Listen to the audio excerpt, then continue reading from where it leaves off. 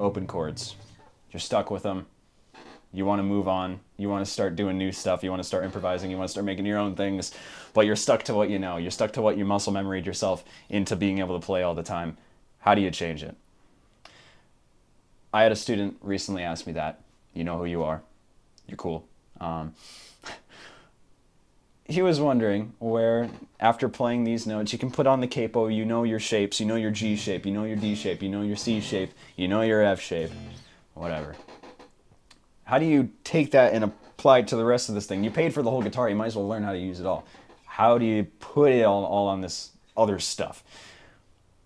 And through that lesson, I kind of learned my favorite way to explain it, is that guitar is made up of two things when it comes to learning how to improvise and how to write your own stuff. You know where the root note is, and you have a shape.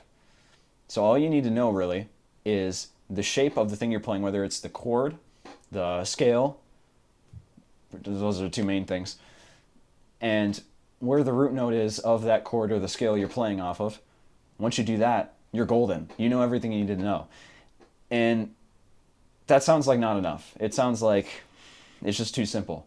But if you really think about it and how guitar works, it's actually kind of beautiful, and it's amazing how easy it is to do this kind of stuff, improvisation or writing. Because let's think about piano as an example of something different.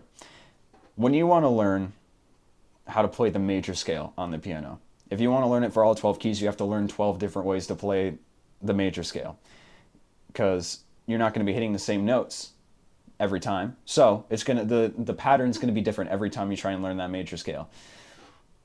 With guitar, you just learn one shape, you learn one way of doing it, and then you just move where you play it, and it's the same, it's the next key. You know? It's like the G major, G sharp, B. I didn't change the way I did anything with my fingers, and it was all the major scales of those different keys. And all I need to know is the shape and the root note to start off of. That's it. Major 7th chords. G major 7. D major 7. A major 7. Those are all the major 7 chords. They're correct. I just knew where the note was to start off of, the root note, and the shape to play a major 7th chord starting on the E string. That's it. It's dead simple. But for whatever reason, when it comes to guitar, no one emphasizes knowing where the notes are on this thing. Like they do with everything else. On piano, the first thing you do is when you sit down and try and play, you don't even learn anything first. You don't learn any songs. They go, where's C? And then you hit it. You memorize where C is. Where's F? You hit it. You memorize where it is. That's the first thing you do on pretty much any instrument that involves notes. But with guitar, it's the complete opposite. For whatever reason, you learn your favorite songs, just you memorize where they are. You don't even think about what those notes are. You don't think about the chords, anything. You just learn how to make your hands do it, and that's fine. If that's all you want to do is just learn your favorite songs and be able to play them, there's nothing stopping you. And also, I'm not saying open chords don't have their place. Of course they do. But there's a natural progression of playing your favorite stuff, and then eventually you're going to want to noodle. You're going to want to find your own stuff to do. You're going to want to improvise. And all it comes down to is knowing your shapes and knowing where some notes are on the fretboard. You don't need to know all of them at first. It literally helps the most if you know where all the notes are on the low E string. That's it. Just bare minimum start with that, and I swear to God it'll change your life if you don't know it. So how do you go about doing that? The way that I learned, and the way that I recommend people learn, is you go on Google and you find a random musical note generator. They all work. I just click the one on the top link, whatever. You're going to want to make sure that it generates all 12 notes of the octave, the octave. And when you randomize it, it'll give you a random list. You're going to start with the first one. Let's say it's F sharp. You're going to find where F sharp is on the string that you're working on, so low E string, for example. That's F sharp. Then from there, one other thing to add, the 2 dots on your fretboard, that's the 12th fret.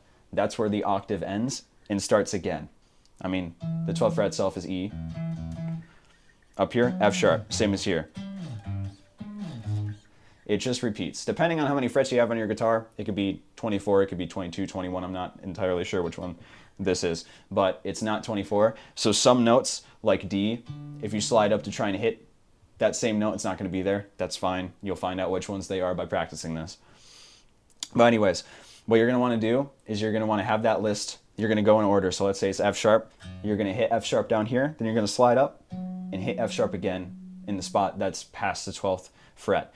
The reason you want to do that is so that way when you go to play stuff up here, you're used to where those notes are up here as well, so you don't get all freaked out and you don't know what you're doing if you try and do some crazy shit up here. The way that I found it also helps kind of get you used to all of the notes, even past the 12th fret, is you alternate between hitting the first note under the 12th fret, and then the next time around you hit it first up here. So for example, like I said, F sharp, then A sharp. So I hit it up here first, then went down. Next note, start down here first, hit up here. Just alternate between those, so that way you get used to being able to just recall it. Say someone says A, you can even hit it up here or down here. You want to do that, and I think the two most important strings to be able to do this with and have it just by muscle memory or just by memory of looking at it is the E and the A string. Because most chords in most scales that you're going to play are going to start with the root note based off of one of these two strings. At some point, obviously, you're going to want to know the D, you're going to want to know the G, you're going to want to know all of them. But just to start, if you try, I tried learning all of them at once. I tried memorizing them. I would try and play this game with each string 5 times each day, 5 times for each string. And by the time I got down to the B string, I forgot everything, all the knowledge I retained for this one. I forgot all the knowledge I retained for the A string. It's just, you go through and you gain some, and then you're going to lose everything from behind it. So just stick to the E and A string when you first do this. Just for 10 minutes a day. Do this practice 3 times on the E string, 3 times on the A string. Do that every day for a month. I swear to God, it'll change your life. It'll just change everything. If it sounds like a drag, like you're going, oh, I don't really want to do that. It's boring. The boring stuff is typically the shit that's going to make you better. Whether you want to ignore this or not, just keep playing your open chords. Whatever keep being stuck, that's fine. But if you don't want to be, try it. I promise it'll help out.